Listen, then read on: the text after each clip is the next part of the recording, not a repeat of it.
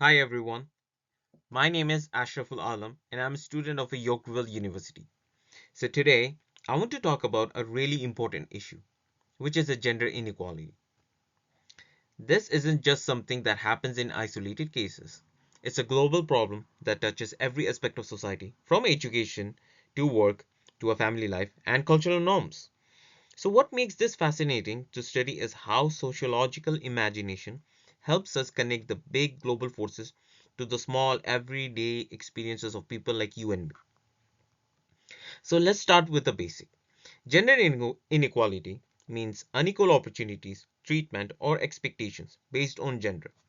Even though we have made progresses, but it still shows up in immeasurable ways. So for example, the gender pay gap continues to be a challenge across countries, with women on average earning less than men for similar work. And it's not just about pay, it's about how workplaces, educations, and even family are structured to reinforce these differences. So, one key is the workplace. A recent APA study found that gender inequality at work doesn't just affect salaries, it also impacts mental health, job satisfaction, and even family dynamics too. When women face discrimination or barriers to advancement, it trickles down into stress, relationship strain, and even how kids perceive gender roles. This is a good example of how macro systems like the economy connect to our micro experiences in family life. Another angle is education. Despite more women entering universities globally, stereotypes about what men and women are supposed to study still persist. Research shows women remain underrepresented in STEM fields, while men are less encouraged to pursue caregiving careers. Sorry for that. So these divisions aren't just a personal choices, they're shaped by cultural norms, policies, and even media portrayals that we see today.